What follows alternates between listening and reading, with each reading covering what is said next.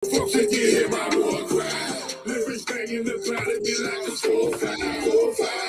I'm a chief, I'm an Indian. I go to war with any man. My voice is like an instrument. I'm in the game, they on the bench. So that mean I'm in the field. Tell a bitch don't touch me, but believe I'm about to cop a pill. Top a pill. Feeling like an astronaut. Started from the bottom, baby. Now look at me at the top. That bass go boom, boom, boom, boom. Coming out the gut, that 808 boom, boom, boom, boom. Feel the aftershock. Good morning, everybody. Welcome back to the Two Dum Yinzers. This is episode 172. How are you doing today, Michael? Oh, I am living the dream. Living that dream. Yes, everybody. Today we are a little late once again. This is not our new start time. Our new start time is not 11:30 in the morning. It is still 11 o'clock a.m. But we were like we would say. We were saying yesterday, we are in the middle of transitioning between two studios, so we are trying to get everything together. And unfortunately, I'm working with Mike's computer, which is fucking retarded. That's my old computer. I almost lost my mind several times. I'm looking at the clock. It's quarter to 11, and this went wrong. And then it was 5 to 11, and that went wrong. And then it was this and that and this and that. So, it could all be me, but I don't know passcodes and passwords that Mike does know while he's at his other studio. So, I gave you the info. It's not my fault it didn't work. There was info that was wrong. He had to literally reset passwords and everything else, and it was last minute. I was like, that clown show, man. It was one quagmire after another with this. I just can't. You're lucky I don't have a clown emoji to put on here. Put it right over your face. Well, we are back, everybody. We are back. Don't be surprised. It's true. We are here. It is episode 172. It's a Tuesday morning. Very, very cold here in Western Pennsylvania. And I am not loving it. Mike loves this bullshit, but you know what? We got to deal with it. It's here. It's not going to be warm for another 8 months. I think we should all get used to that. But here we are. What's going on, Big Mike? You living a dream, man. What's going on? I am living the dream. I'm just loving Twitter right now. Loving Steelers Twitter right now. Steeler Twitter. What's going on in the Twitter sphere, Mike? Oh, well, let's see. We saw Kevin Dotson get death threats. Yeah. Yep. Mitch Trubisky only had, Mitch Trubisky only had like 3 good throws, and everything else was just pure luck.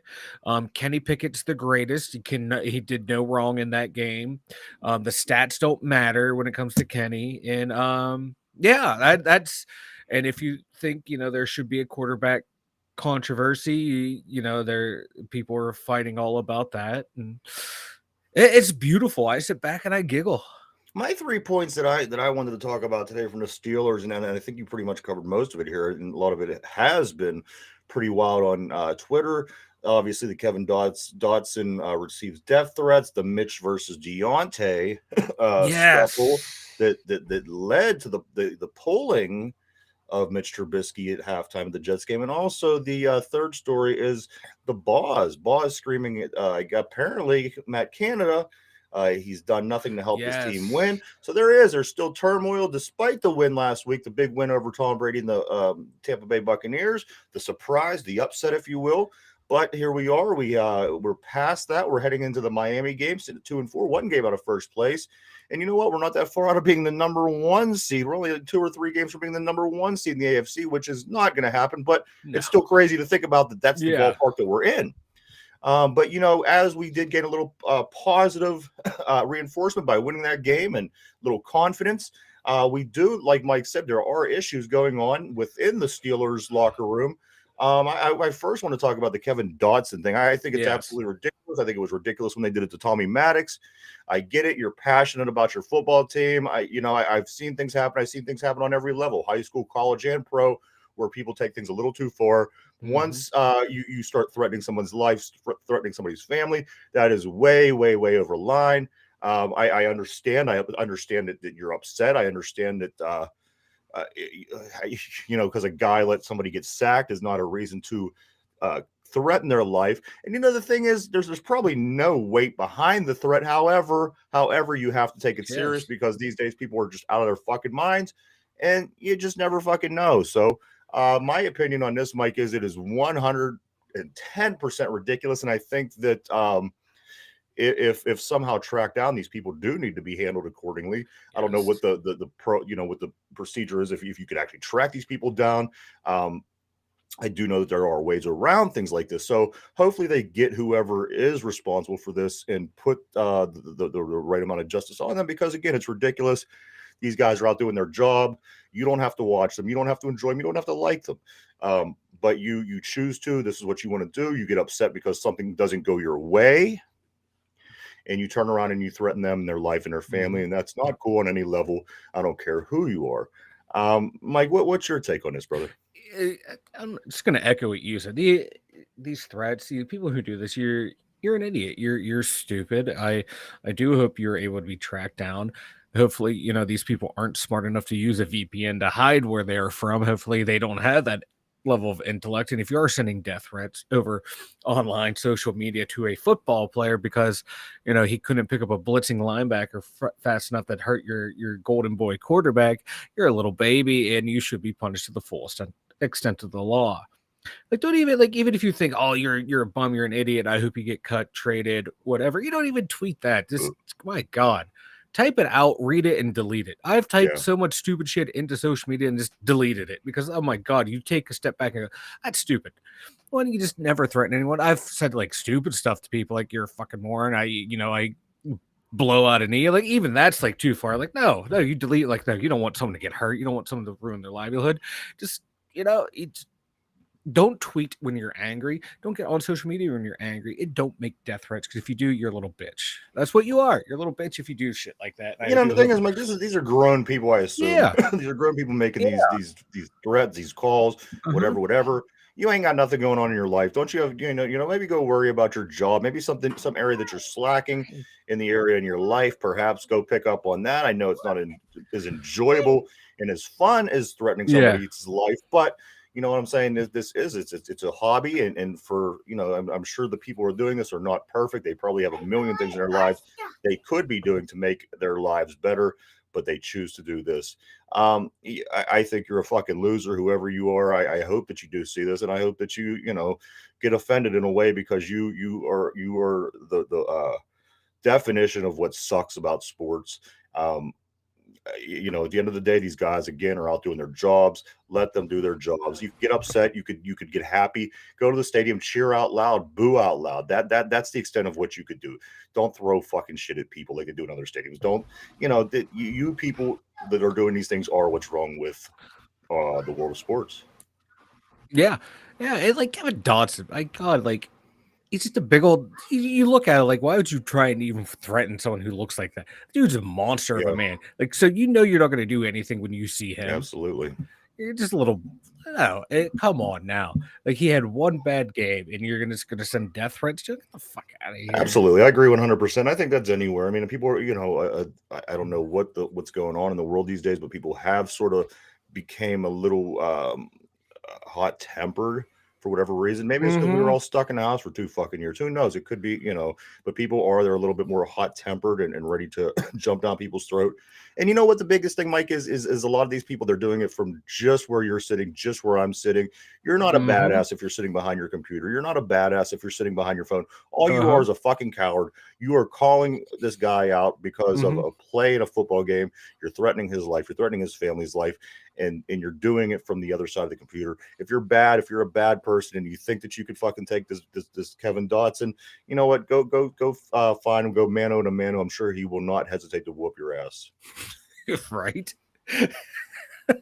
I would love to see that. People send these threats all right, we're gonna put you in the ring with Dotson. I like to see it turn into. Actually, no, we want to put you in the ring. We're gonna get you some pads, and you try to rush them. See what happens. I would like to see something similar to a tough man competition where where these fans that think they're badasses, they could sign up to actually fight these guys that they wish harm upon. That way, you could go ahead and you could take your anger out on them. You could put some gloves on and beat each other's heads in, and see how bad you really are. As they're laying there spitting chiclets. But that's where I'm at with that, Mike. I think that whoever this is, they are cowards. And and I noticed on Twitter, people were going after him, and then even they were going after radio hosts who dared say, Hey, this quarterback might be the better quarterback. This player's not playing that well as everyone thinks they are, and even they're getting like People death threats and harassing that phone are calls. sticking up I was for like, come on. Trubisky. Yeah, people that were picking up for Trubisky, pointing out like Kenny's stats aren't that great, so then they're being doxxed, like all their personal information, and then they're getting threatening phone calls. Like, people, it's sports. This is sports. This has zero bearing on your life whatsoever. Like, just chill the F out. My Lord, people. I think that Dotson would definitely do a number on these people. However, the people that you spoke about, people in radio, people, the talking heads in this town, they are quite bitches themselves a lot of times. So I think that probably the person that's making the threats would beat them up. And you know what? Some of them I would be fine with, but you know what? That's neither here nor there. If you are one of these threateners and you feel that you, but they never follow through. Exactly, they're keyboard fucking warriors, and that's all people are. Keyboard warriors, baby. Yeah. So that's how I feel about that. I really feel that it's a disappointment towards just the common decency and people of our area, and grow the fuck up.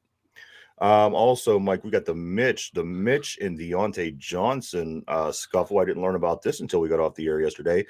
Apparently, in the hall in the in halftime between the halves at the Jets game a couple weeks ago, what happened was Deontay Johnson and Mitch kind of got into a little argument. Deontay says something to Mitch along the lines of, "Yo, man, you got to throw me the ball." Mitch turns around and says, "You know what? I do throw you the ball, but everything I throw you drops out of your hands. Everything goes right through your hands, man." And he's not wrong. Like, I hope that's what he said, because my man ain't lying. No. And I believe Deontay turned around and said something like, "You suck," or I don't know the exact wordage, but I do know that it got heated. They started to really get into it, and that's when Coach Tallman said, eight's going out in the second half. And at that point, Trubisky, knew that he wasn't going back in. So, I mean, technically, he didn't get pulled for performance. Whether he did or whether he didn't, this could have been certainly a way to mask it or whatnot.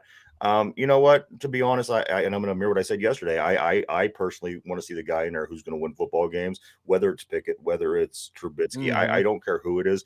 And you know what? Zach Gentry is the third quarterback listed. So if those two guys go down this week, right, Gentry will be your quarterback. But you know what? If Gentry can get us a win, I'm fine with that. Again, I'm not going to sit here and fight with people because of we'll debate it, of course. But again, at the end of the day, if Trubisky's going to win us football games, I want Trubisky in there. Do you hear that, threateners? Yes, I said I want Trubisky in there. And if Kenny Pickett also is going to win the games, I want Kenny Pickett in there. It doesn't matter to me. At the end of the day, I want Steeler wins. I prefer Kenny Pickett. People out there that favor Trubisky's play a little bit better, they prefer Trubisky, and that's fine. That's totally 100% fine. We're going to get the guy, hopefully, that is the better quarterback to play. So, what do you think on his Mitch and Deontay saga, Mike? Like, I don't think that it was that fight was the determining factor for Tomlin to change quarterbacks. Right. Tomlin's not that kind of coach to where he's like, oh, they're yelling, I was going to pull this guy out. No, he's like, if he sees someone not performing well and he thinks someone else will do better, he has no problem pulling the trigger. Right. He even did it to Ben, like when Ben would have games where he would struggle and we're getting beat. Like, you know what? Hey, it's so far gone. We're not coming back. We're going to change the quarterback. Right. So, he's looking, okay, hey, what we're doing right now is not working. The team needs a shot in the arm. Let's, boom, I'm going to pull the trigger. Let's bring this kid in and see what he can do. And Deontay Johnson, who are you to talk to anyone in this league? You're one of the biggest disappointments at the wide receiver position for the amount of money you're making. And I know, like, the stats might say he only has like 2 official drops, but we've seen a lot of drops. Absolutely. I mean, a lot of a couple passes that have gone. We've watched the games that he hasn't, like, from beginning to end, to talk about him on the show. We've seen many Deontay Johnson drops. Yeah, and the couple incompletions that in the last game that Trubisky threw him on the sidelines. That if you're getting paid that top dollar money, you have to get your feet down. I'm sorry, like, AB was the master at those type of catches on the sidelines, body contorted in a weird way, but somehow getting 2 feet in bounds. And he was not able to do it. And you want paid $20 million a year after your contract's over with the Steelers, you have to make those catches.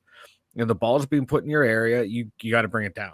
And he has it this year. But I do hope Mitch really did say, I throw to you, but you drop it all the time. That would be beautiful. I love when, receivers and quarterbacks throughout the NFL history have that type of relationship where every wide receiver thinks they're open. The quarterback bitches at them. They bitch at the quarterback. These things happen probably more than we know. And I think a lot of this stuff, the stuff that we're going to be talking about today, like the next topic, a lot of this stuff is like media driven. Absolutely, man. Like, oh, we got to get this out there. And like the team handles this shit in house. Like every team goes through this stuff, but they know this is, they're two fiery competitors wanting to win a game.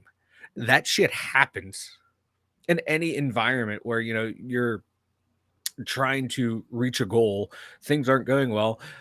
And hey, I can do better than you. Well, no, you haven't proved that you can. Or this shit happens in every workplace, and it happens, and it's over and done with. Except when the media gets involved, and then it becomes, oh, we got to blow up the story to have everyone talk about it. And the player's like, nah, this doesn't bother us. Then the media turns around, oh, it's a major distraction. It's a distraction because you keep talking about it. They have moved past it, then you keep bringing it up. Absolutely, you're right, man. And that's definitely one thing that we know that you're going to get here in Pittsburgh. You're always going to want to get the reporters, the radio, the TV people, the people in the media. They do want to get that next story. They want to get the big story. And a lot of times, unfortunately, like Mike said, the story is blown out of proportion, and that's all that it is. It's a story. That's going to take me over to the last of the three legs that I have in this Mike is the Boz screaming at Canada. We didn't know what was going on. You're watching this video. You see, the guys running off the field. Here comes Arthur Millette. He's a little excitable. He comes running off the field. And then finally, before I could even, I personally didn't even see Boz. I don't know where he was in that, but apparently he said something along the lines to Canada, saying he's done nothing to help this team win. And I think there's a lot of people that might agree with that, Mike. But I think the bigger picture here is the fact that it's that it's turning into one of these stories, one of these media stories that's getting blown up way out of proportion. And like you had said with the last two, Deontay and Mitch, it could just be one of them things that you're seeing at a workplace, which you've dealt with, I've dealt with. I've been in the situation, you've been in the situation at work. But you know what? At some point, you just have to brush it under the rug and continue to do your job. It's debatable on this Matt Canada thing. Should he even be, some people are saying he shouldn't be here. Some people are saying that I haven't met many people that say he should be here, but he is in fact the offensive coordinator, and he's putting plans together. And you know what? If they keep becoming a shortcoming for this team, they will deal with them. Again, I want the team to win. If it's going to take firing Matt Canada to get somebody in here who's going to call the right place to win, I want that. It's nothing against the guy. I have nothing against the guy. I don't, but at the end of the day, I turn it on to watch the Pittsburgh Steelers play football 17 times in a 365. You know what I'm saying? So I would like to see the person who is going to be the best person to do that job. And in my opinion, it doesn't look like Canada, but apparently Boz agrees with me. Well, this right here is the epitome of a media-driven story that came out of nothing.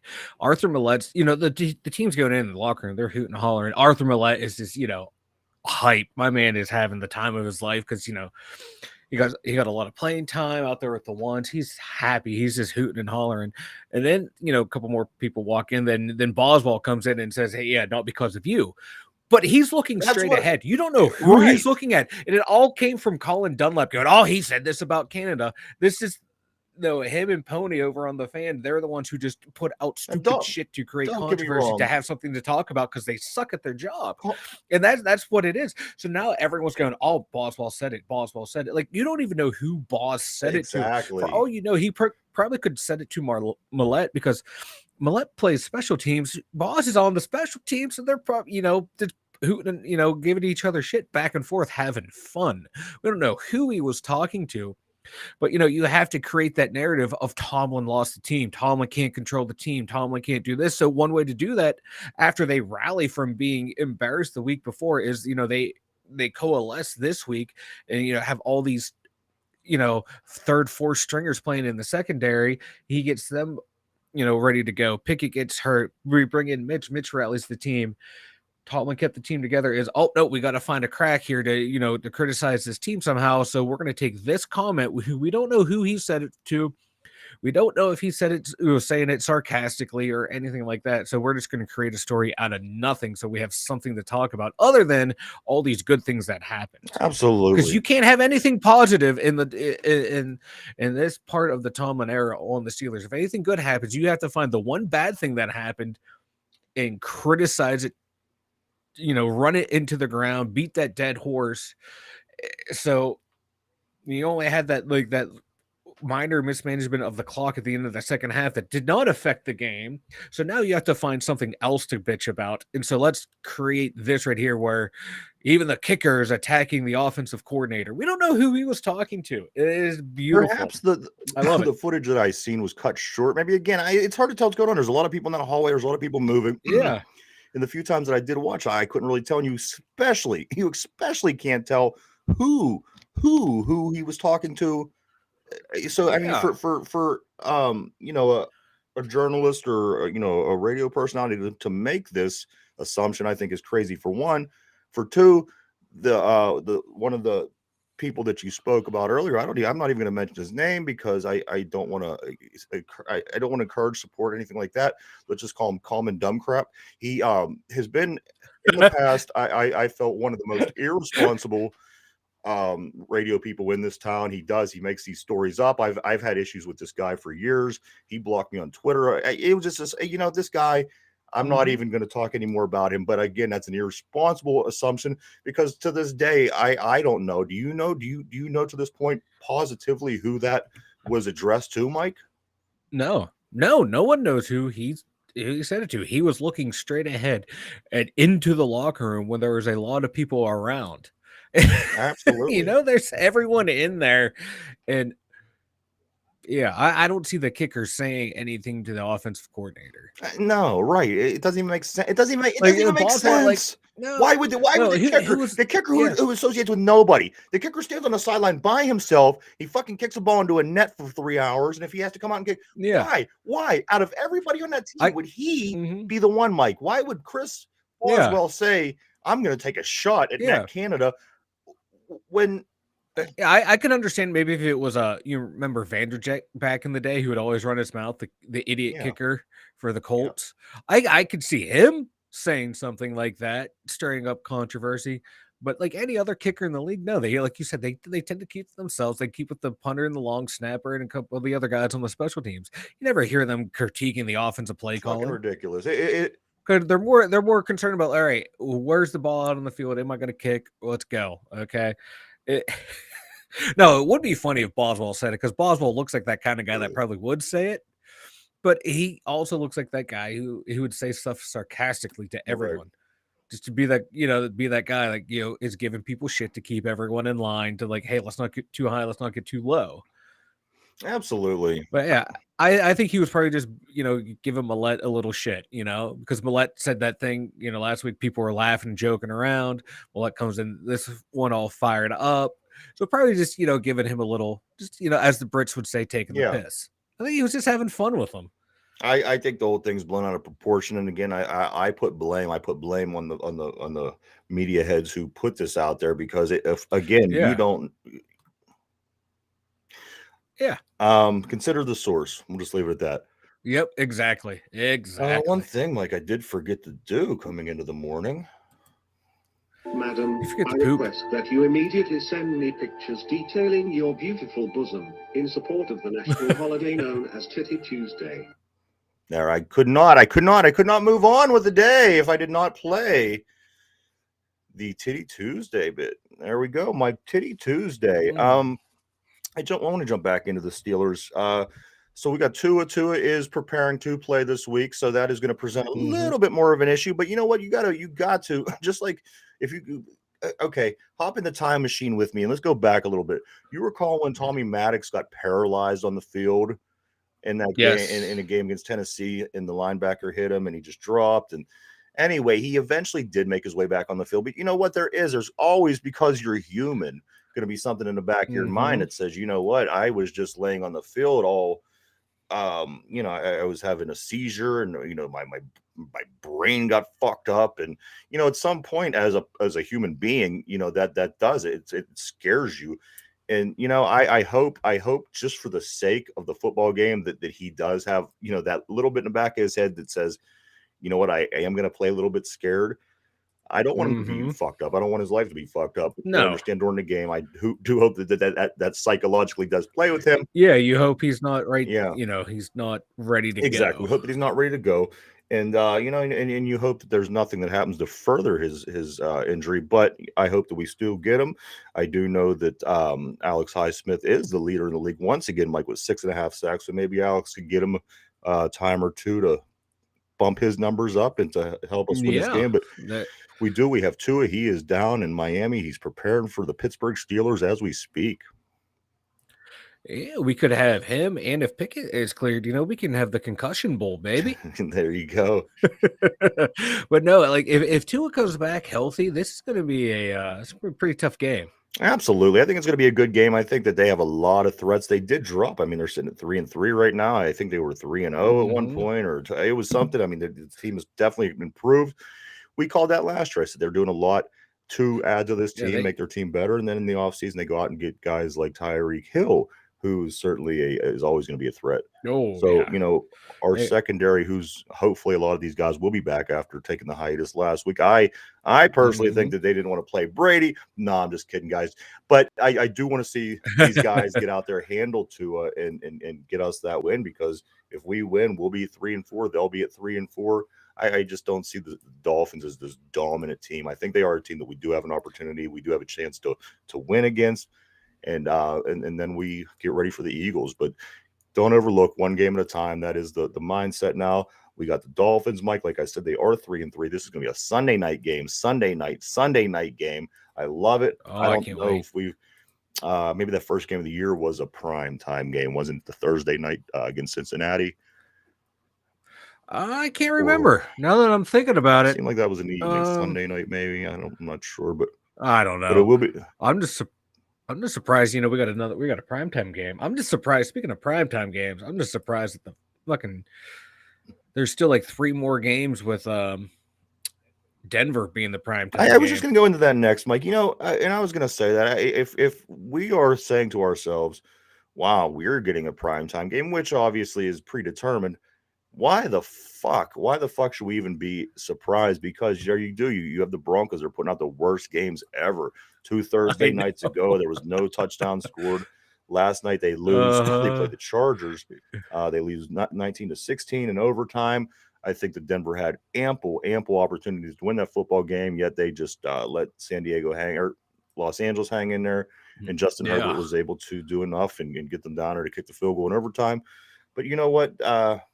I think ultimately the Chargers are the better team this year. It would have been a little bit of a surprise to me if the Broncos would have won. I thought the Broncos might have been due.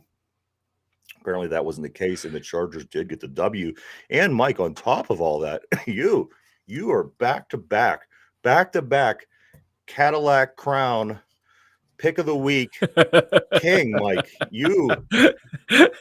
So one of these days, whether you're back here at the studio or at your home studio or doing the show from your car or whatever the fuck you do, I don't know what you do. At least I'm not in the bathroom doing the show. I got that going. In the bathroom. But as long as I have my crown, I am happy. I'll take my crown wherever I need to. So yes, there you go, Mike. You back-to-back. Congratulations. That back-to-back, baby. We were going to do something based on the which we should have, because it was definitely lower. I think you said the over-under was about 43.5, give or take, yesterday for the game last night. Yeah.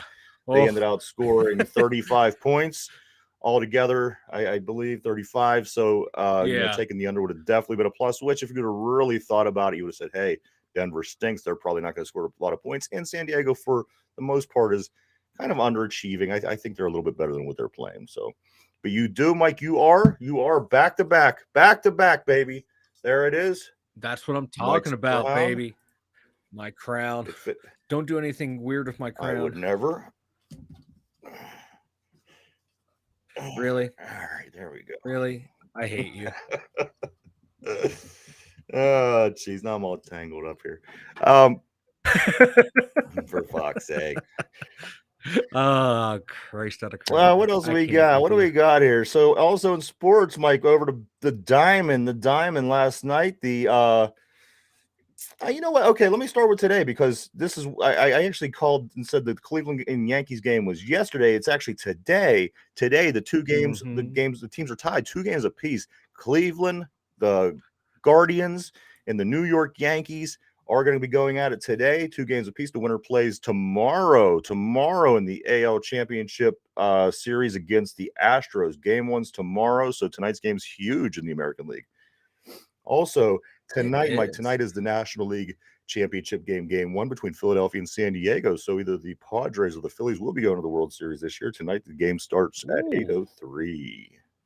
I would like to see the Padres make an appearance into the World Series. Padres remind me of us. And it's another one of them teams that they are. They have like the same media market as us, the level of, but yet somehow they are able to support a winning team to make the playoffs. They're able to spend money. Their owners are not afraid to spend money to make it to the playoffs. That's what you have to do. Absolutely. San Diego, they're, very similar to us. I just, and what happened, maybe the way that 3-year window happened with us from 13 to 15, maybe that's the way that it's going to be. Maybe that's the way that it should be with smaller market teams like ourselves. But at some point, you have to have those windows. You can't just go 30 years and not have it. At some point, I think it would be acceptable for people to get them the opportunity to get down to the stadium, cheer for their team a little bit, and have that little bit of excitement. If you get at least as a small market team, have those couple years every once in a while, I think you can make people happy. The Pirates don't even do that. So that's where, That's how I want is, just give the team a chance. Let us contend sometime throughout the year or out, through the course of my lifetime, for fuck's sake. Yes, thank you. I could not think of what I was trying to say. Thank you. Yeah, it would be nice. We had that little 3-year window where we won one wild card game. Yeah. Woo! Yay! A play-in game, not even one that really counts. I tell you what, in that series, that season was so close to being something a little bit more than that. We beat the Reds, and we went to St. Louis. We was up 2-1 in that series, and then dropped 2 games in a row to lose it. So, you know what I mean? You win one of those 2 games. One of those 2 games, you're on to the next round. People in Pittsburgh are happy. We have our Steelers. We have our Penguins. They're going to be happy with that. Believe me, if you get to that next round, people are ecstatic. Yeah. Ecstatic. They're spending money on your gear. Yes. They're buying merchandise. They're buying cakes with black and gold on it. They're buying anything that you could put out there. Yes. People will buy. It's good for the city. It's good for the community. It's good for Western Pennsylvania. Yes. But, the Pirates organization, they are very greedy. They don't care about that. As long as they get theirs, that's all they care about. That's why I'm like, boycott them. Please stop going to the stadium because you're doing more harm than good. Yeah, I like, this town loves a winner more than anything else. Yeah. It does. And yeah, we love a winner here in Pittsburgh. Absolutely.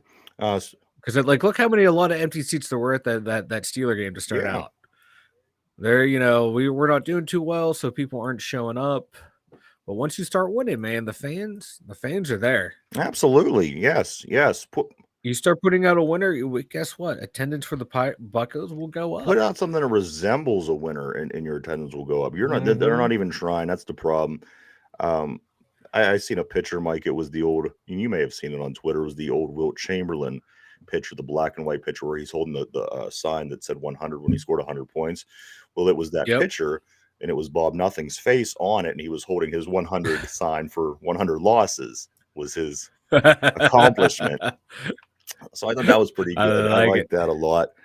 As far as Pittsburgh goes, Mike, we had another game last night up in Montreal. The Penguins take on the Montreal Canadiens. Good game. We were up until late in the game and ended out we were winning 2-1. They tied it up, went to overtime, and Montreal won the game 3-2 in overtime. However, we still get a point, Mike. So we have 5 points in 3 games. You know what? There's not much better out there than 5 points in 3 games. No, but it is kind of disappointing that this happened last year with the Penguins of not being able, to hold on to a lead. Like we would just find a way to lose, and you You have to win these games, man. You have to, if you have them, you have to lock them up, because points, man, losing points early in the season can come back to affect you later on in the year. I don't think we're gonna not make the playoffs, but it's nice to have that cushion, to have that extra point now. Even though it was the overtime loss, we got the loser point. You still like to have that full 6 points. Absolutely. But on the other hand, we could. But thankfully, we do have the loser point to help us out. Because you lose the game outright, you don't get that point, and there's that point later that you might need. So you know what, Mike? You make a good point. Take the points where you can get them, and it's all going to eventually add up later. Over in the NBA starts tonight, Mike. We have 2 games in the NBA, the 76ers at the Celtics. That game's at 7:30. And also, Mike, the Lakers at the Warriors. It's a pretty good game for opening day. The Lakers at the Warriors. That'll be 10 o'clock Eastern time tonight. Let's go Lakers. Yeah, it's your team, right? Yeah, it's been my team them and the Celtics, man. I grew up in that era where it was Showtime Lakers versus Bird. So those are the 2 teams I always rooted for. That's just how it was. Cooper Rush, little interesting drama on him. Now, Cooper Rush, his wife, did you catch this, Mike?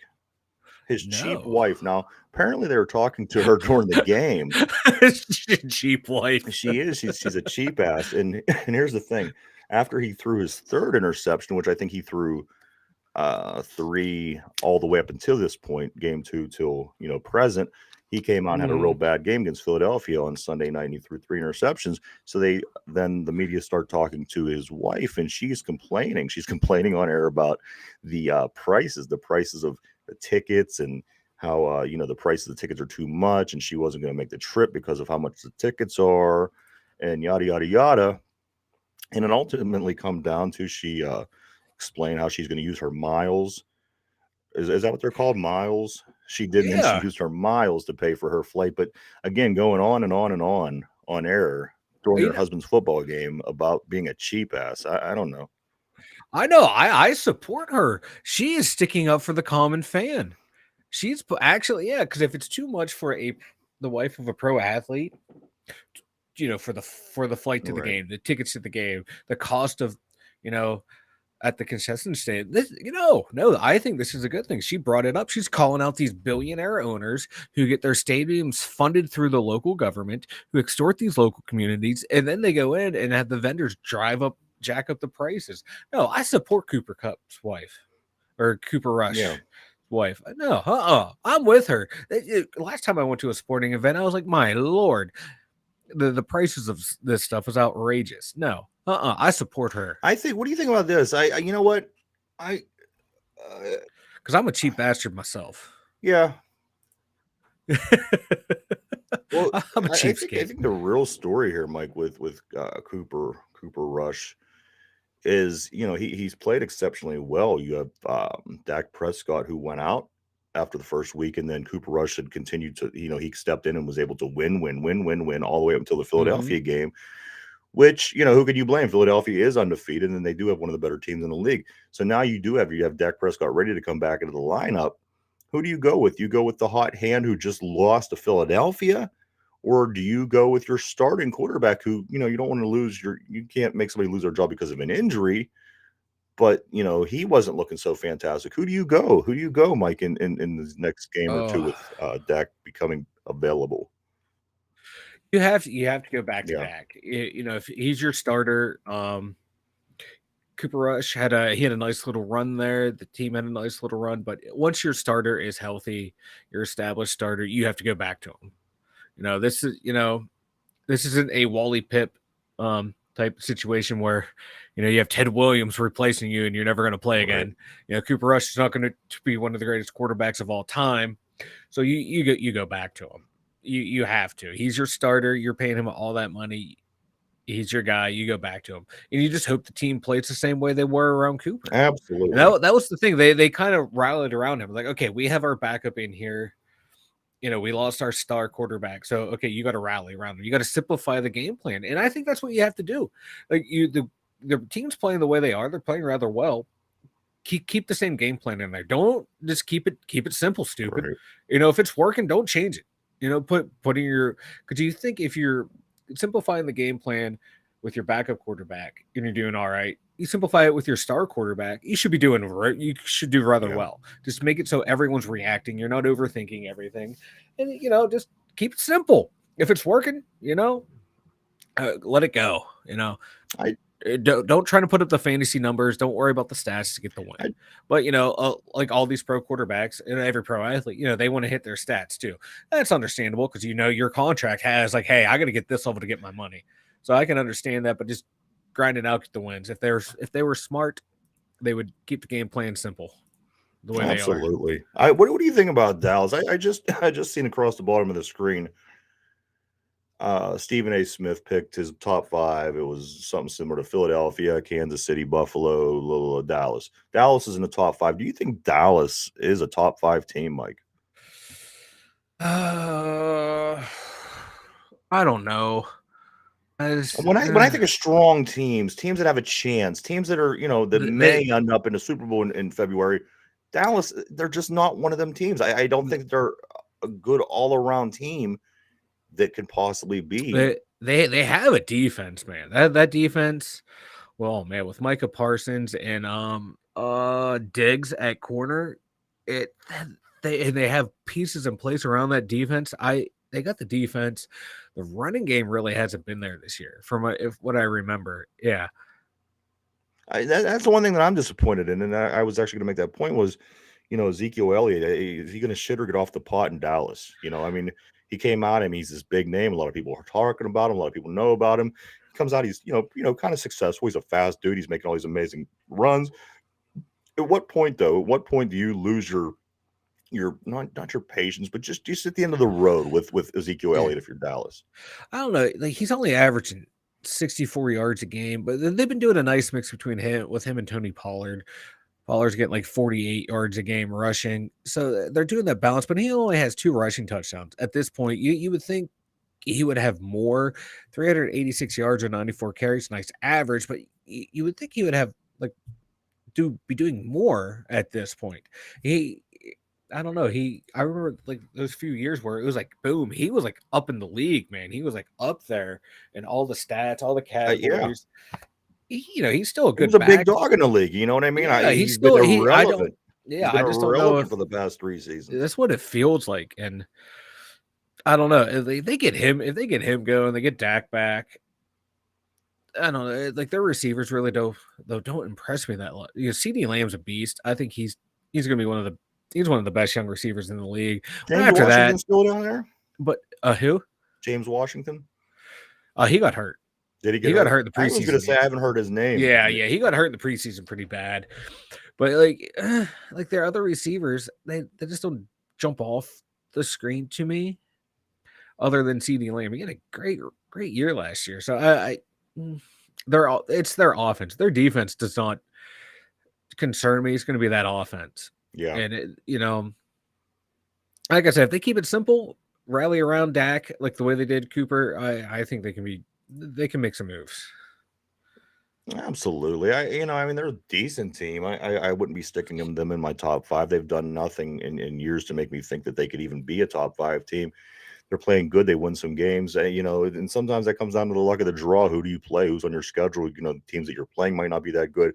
I say give it a couple more weeks to see if you want to make sure to see if Dallas is going to be one of your top 5s. I say no. Possibly by what's going on at that point, they might be right around 10, give or take. But I top 5 Dallas, I just can't. No, I don't see. It's kind of like the Steelers, man. The Steelers, Cowboys, always are overrated just because of who they are, because of their Absolutely. history. It is what it is. It comes with the territory. It sure does. So, I'm not a Dallas fan to begin with, but I'm trying to look at it with an unbiased eye, and they're just not top 5. So, you look at your top 5 teams. They're Buffalo, they're Kansas City, they're Philadelphia. These are teams that you're afraid to play. Dallas is not a team I'd be afraid to play. Matter of fact, I would welcome them on our schedule this year. Me too. That'd be a fun game. I think we would play them just fine. I think so too. Brittany Griner, Mike. Brittany Griner spends her 32nd birthday in Russian prison as friends and family step up campaign to bring her home. I say you went to a foreign country and you got caught doing drugs.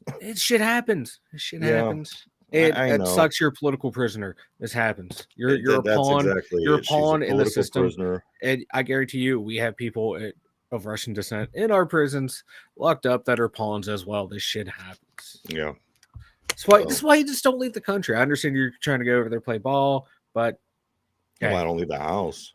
Exactly. This is like our complexion shows it. Yeah, you are very white today. I am very white today. I can't get the lighting. You look like an eggshell. I do. I put lotion on my head because it was so dry. Now it's just glaring off the lighting, and I'm just too lazy to stand up and change the lighting. A couple of things as far as Mike, we mentioned marijuana with Brittany Griner. Uber Eats will start delivering marijuana in Toronto. Fuck yeah. You go, Canada. And the thing about Toronto, that's the Americanist, most American Canadian city there is. So I'm just thinking possibly, this could be coming our way. And the crazy thing about that, you can't even get Uber to deliver you cigarettes. You know what I mean? Yeah. And they're putting this out to test the waters to see about delivering through Uber Eats weed, Mike. I like it. It's, Canada, they do criminalize marijuana, so might as well let it go through, man. Hey, that way, people aren't impaired out on the road driving. So I think it's smart. I like it. Way to go, Uber Eats. One thing about that is, as conservative as they are in Canada, I mean, they're not that conservative. No. There's like Alberta's very conservative, but Canada overall is very, very left leaning. I don't want to get into this. But I didn't get into politics, but yeah. Where the country music is where the conservatives are. That's all I got to say. You're not wrong. I'm not right. There's no. I don't see the. There's not many country songs, championing, like universal health care and education. Yes. If anybody should be getting the weed legalized, it's America. But again, everything's political here. Everything is money here. It's fucking bullshit. You can't just fucking for-profit prisons. You got to keep those stocked up for prisoners. Yeah. See, look, now we've gone off the rails. We've gone off the rails. We're violating the tenets of our show. No. But give me weed. And the second part of this, Mike, in America now, the second part of this, marijuana use is becoming a new normal amongst young adults. Yes. Which rightfully should. And again, this comes back to it's crazy that it's not decriminalized here. You know what I mean? Yes. Oh shit. What the fuck did I just do to my laptop? Oh, I done did fucked up. Well, whatever you did, I'm sure it's going to affect me. I hope it does too. But no, marijuana should. There we go. I fixed it. But no, it should be decriminalized. If you look at the history of like why it was criminalized in the first place, you will understand why it needs to be decriminalized. It's they smoke the weed and they go kill people. No, they don't. You smoke a weed, you sit down and you eat your fucking munchies, you zone out, you talk about weird conspiracy theories that you've never thought before in your life. You sit, it takes pain away from your body. A bunch of fucking idiots sitting in a fucking place that ain't even a state. That's the District of Columbia. You're not even part of the United fucking States. These old fucking people who are on their fucking way out are going to tell people who live in this country that they can't take the edge off. You can't sit down after a long day of fighting with your boss or customers or dealing with people, and you can't just fucking take a hit of a joint 3 times to fucking take the edge off. Fuck you. Do you fucking realize how stupid that sounds? I've seen you smoke. It's more than 3 hits. I build a tolerance.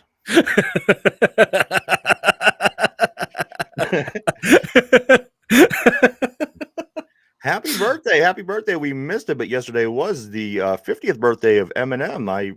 Way. Yeah, some might say the best rapper ever. I guess it's arguable, but he's 50 years old. Yeah. Like I remember. Yeah. Go ahead. I was gonna say he had one song where he named the top 5. He put himself 4 and 5. Yeah. But he, I recall, I remember being, getting in the workplace, and he was one of the big names back then. Yeah, I was in my early 20s, and obviously I didn't realize we were this close in age. He was only 5 years older than me at the time. yeah. But here he is. He's 50 years old, Mike. Happy Oh, birthday, happy Eminem. birthday, M. Yeah, he is one of the greatest. Like, my God, like Absolutely. I read something real quick. I read something a while ago. It did like word usage between like poets, rappers, and all like that, and everyone like that. He has used more unique words in his work than Shakespeare. Oh, really? I believe it, Yeah. man. So yeah, it's like Well, at least So his fucking anyone who shit is says English, yeah, American English. yeah, we can understand his shit. But Yeah. anyone who says rap is not an art form, you are stupid. Oh, yeah. You try and you rhyme every single word in the And do it sentence. good. That's the thing. Yeah. That's people are like, anybody could do that. I could rhyme word. Then they fucking sound like an idiot trying to rhyme word. Do it good. Make it sound like a Yeah. fucking song. Then we'll talk. Yeah. Yeah, because they're trying to rap just like the last word of rhyme, the last word of Exactly. every verse where the high skilled shows you rappers people they're rhyming every single word in a That's what I'm verse. saying. The people that are they're being judgmental toward them, they're the worst. They're the ones that they They can't do are. anything or have no. They don't even Yeah. understand. It's not like country music where anyone can sing about losing their dog or their wife. Exactly. Pick up an acoustic guitar and cry about your fucking and get all twangy. yeah. And the best country music song released in the past 30 years was by Metallica too. So yeah, fuck it, suck it, country people, you suck. Yeah. Mike, we have the first wave. We have the first wave of Toys R Us is coming back. Now, the reason I brought this up, I think the Toys R Us was one of my favorite places as a kid, and the fact that it's been gone for as long as it's been, especially from our area. I imagine. I think they took it down, mostly everywhere. Mm-hmm. But just imagine now. Put yourself in this mindset. Remember being a kid and walking into Toys R Us and walking into this fucking palace of toys from one end of the walls to the other end of the fucking walls, and you go and the video games were what you were into. We go back and we take the ticket, and you would walk up to the front and give it to the person, and they trade you the game for the ticket. The whole experience was amazing as a kid. Now there's a generation of kids who have no fucking idea what this feels like. Matter of fact, they have no idea what a toy store is, Mike. A toy store is something that we used to look forward to if you would go on a trip with your parents to like somewhere, and they had a mall, and you go in the mall, and the first thing that you would look for was the toy store and go look at their toy store. Toy stores used to be huge. Toys R Us was humongous because, again, it was this a palace of toys, not just a storefront in a mall.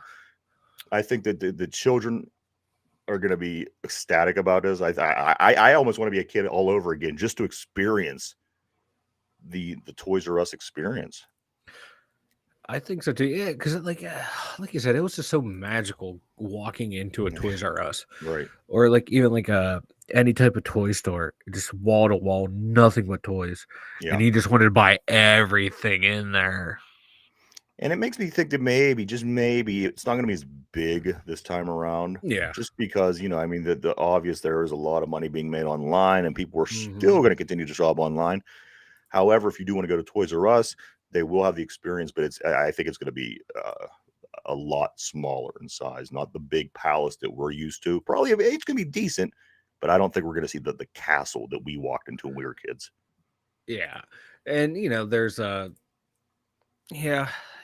the cost benefit of having a big brick and mortar store anymore. Now people want the online shopping, and it's easier that way, and hopefully Toys R Us is smart this time, because it looks like what they're opening them up in Macy's, having like a little Toys R Us inside Macy's. So that's the way to go. Just do it small, right? But still keep the magic.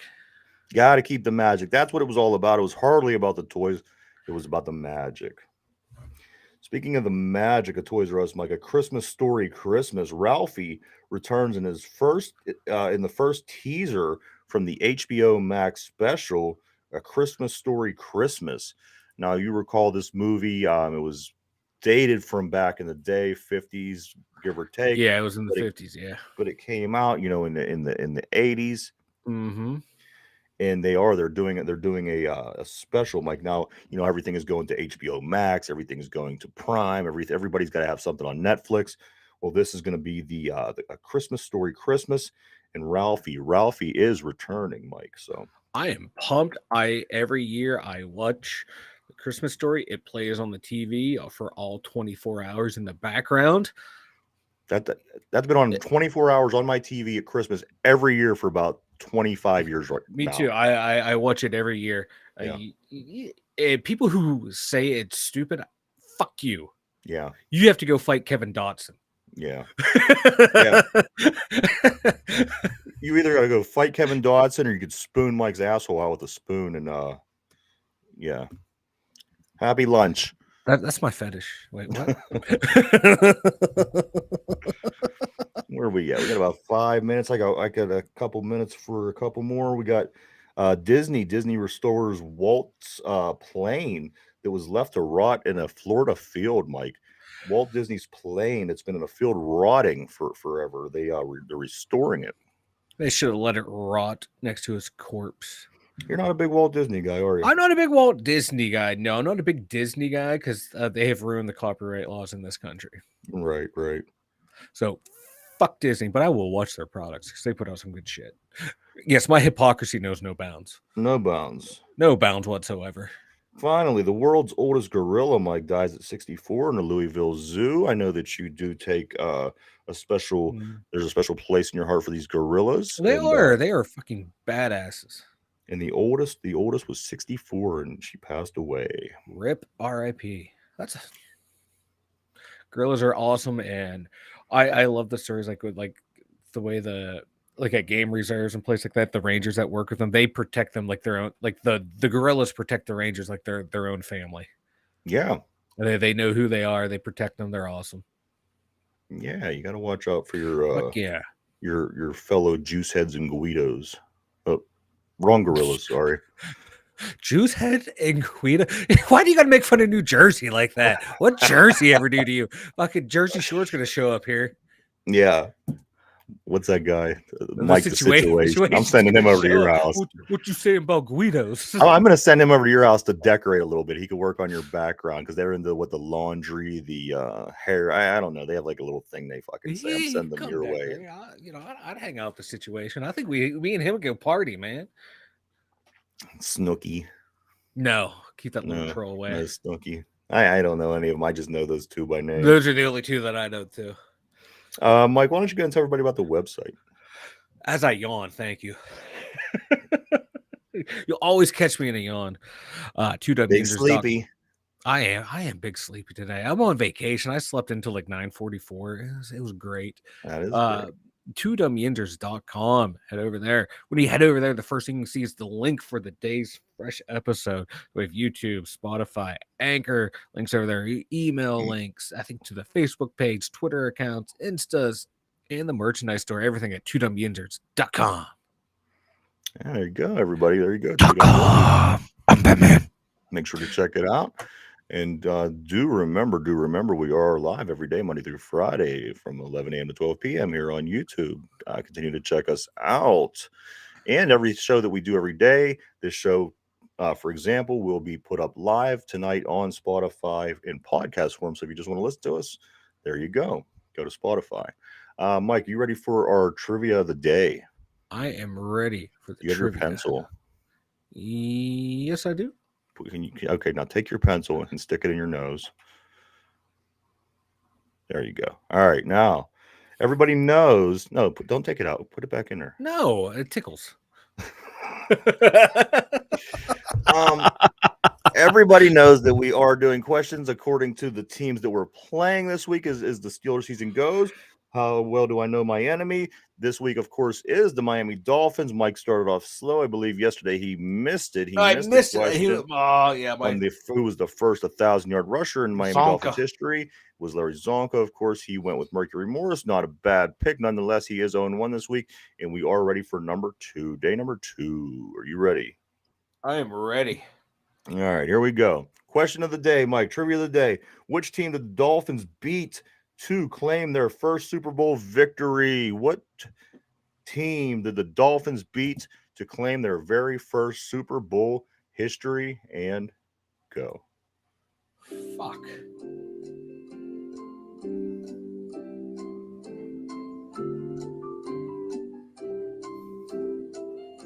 Huh.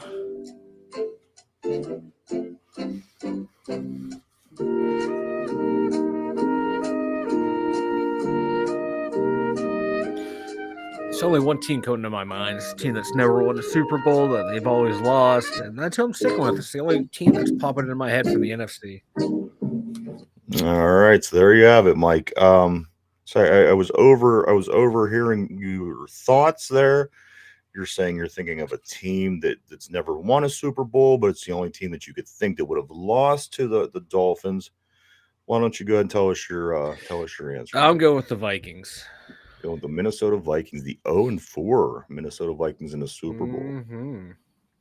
Is that your final answer? Is that where we could lock you in? Can we lock you in with the Vikings? Lock you in. I don't know. They're an AFC team with the NFL merger. I can't remember who's who. The Vikings. All right. So finally, which team did the Dolphins beat to claim their first Super Bowl victory? And the answer Mike said was the Minnesota Vikings, who did go to 4, lost all 4. So it is a possibility. The answer to today's question is